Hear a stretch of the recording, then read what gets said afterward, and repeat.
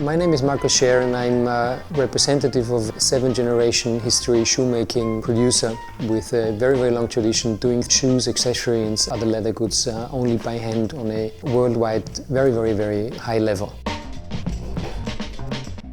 So the place where we work, it's more or less seems to be an old flat or something, or an old atelier. This is the atmosphere we keep and we love, and the rooms tell unbelievable history about all these different things happened here sometimes. And nowadays we try to keep the atmosphere of all the history in the rooms, give our customers and also our very young employees feeling of home and freedom, at least, because when you find a place where you really feel at home and where you feel very confident, you also have a lot of place to be creative, for example. The story why I came here was that my grandfather, with his 3 daughters, none of them really took the business over.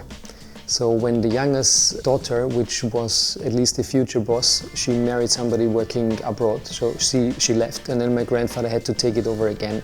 And of course he was looking on the next generation as a last hope, and I at least was the last hope. That's why even when I was quite young, about 12 or 13, he'd always invited me to give me some money for making some small sewing projects or something like this. So it was a slow coming in. Of course, when you work together in a very compact way of workshop situation, you spend, of course, a lot of time with this person. So it was like more than 10 hours a day, and I worked together with him over more than 22 years. And at the end of his days, and he became 92, we really got the last chance to find back the way to grandson and grandfather, which is extremely important if you have a family business where you really keep the problems under earth or something. They always will come up with the next generations or anything. So it's very important to have a good soul here at the end and no conflict which is just still in the background somewhere. So we got the last chance, at least.